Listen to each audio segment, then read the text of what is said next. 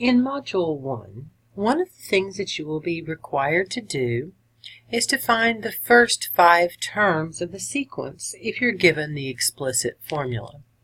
Now this does not need to be very difficult. You just need to plug in the values 1 through 5 into any of the equations that you're given to find those first 5 values.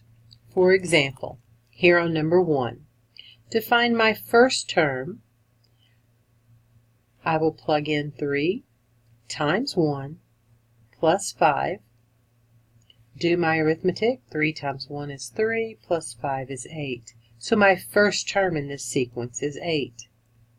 To find the second term, I will plug in 2.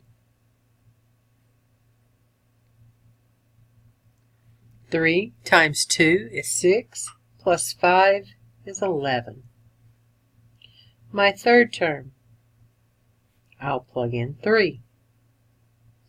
3 times 3 is 9, plus 5 is 14. My fourth term, 3 times 4 is 12, plus 5 is 17. And my fifth term, let me slide over a little bit, a sub 5, 3 times 5 plus 5. 3 times 5 is 15, plus 5 more would be 20. So the first 5 terms in this sequence would be 8, 11, 14, 17, and 20. Now after you've done the first couple, you may notice the pattern that I'm adding 3 each time. So I continue to add 3. I can see that in my formula, in front of my n as my rate of change is 3. Let's do this for a different type of problem. Let's slide down to number 4. And we will do the same thing. We'll do the first term. Oops, sorry, this would be an equal sign. Is 1 squared plus 4 times 1. Well, 1 plus 4 is 5. Now my second term, 2 squared plus 4 times 2. 2 squared is 4. 4 plus 8 excuse me, is 12.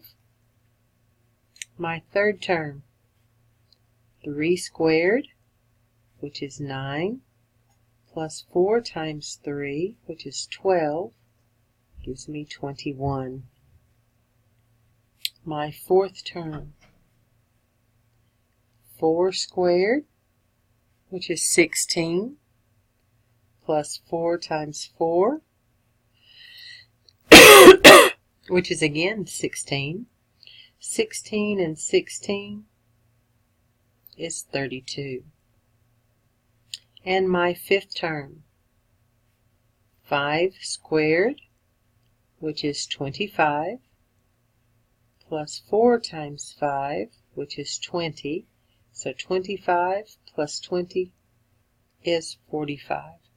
So this sequence is 5, 12, 21, 32, and 45. Whatever the equation may be, you will still plug in the values 1 through 5 to find the first 5 terms.